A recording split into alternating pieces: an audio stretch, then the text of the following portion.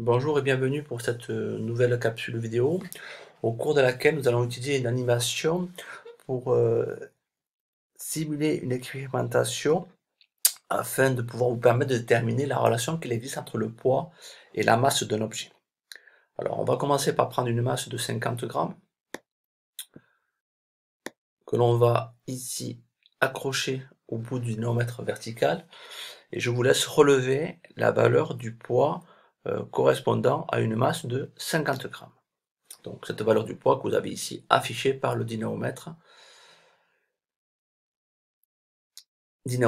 qui ici permet de mesurer un poids maximum de 2 newtons.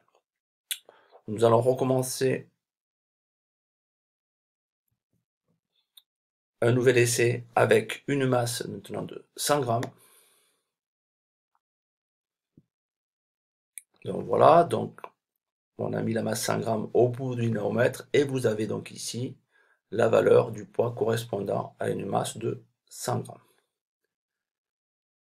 Dernier essai, on va donc utiliser une masse de 200 grammes. Donc on accroche au bout du néomètre et ici vous pouvez donc mesurer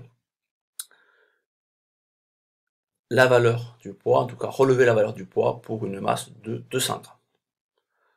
Voilà, donc vous pouvez poursuivre votre TP après avoir relevé les différentes valeurs du poids. La suite de l'activité va vous permettre de déterminer la relation qui existe entre le poids et la masse sur la Terre. Alors en fin de TP, on va vous demander de faire la même chose pour déterminer le coefficient de pesanteur sur la Lune et sur Mars. Donc on va faire la simulation donc, sur la Lune.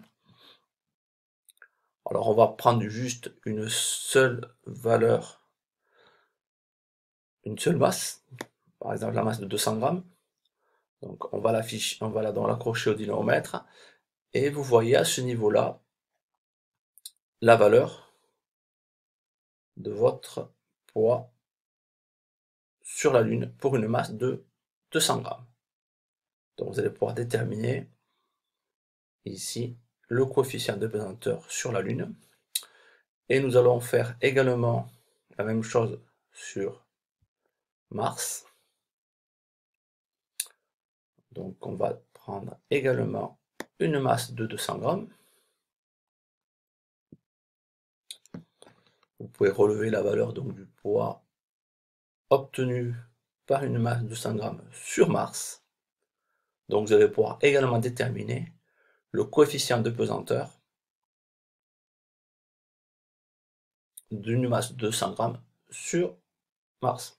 Donc voilà, donc vous pouvez terminer votre TP à partir de cette animation qui, dans un premier temps, vous a permis de déterminer la relation qui existe entre le poids et la masse sur la Terre, et ensuite, animation qui va vous permettre de déterminer le coefficient de pesanteur sur la Lune et sur Mars, ce qui permettra de le comparer avec celui sur la Terre. Donc voilà. Donc bonne continuation et n'hésitez pas à me solliciter si vous rencontrez des difficultés lors de la rédaction de votre compte rendu. Bonne journée.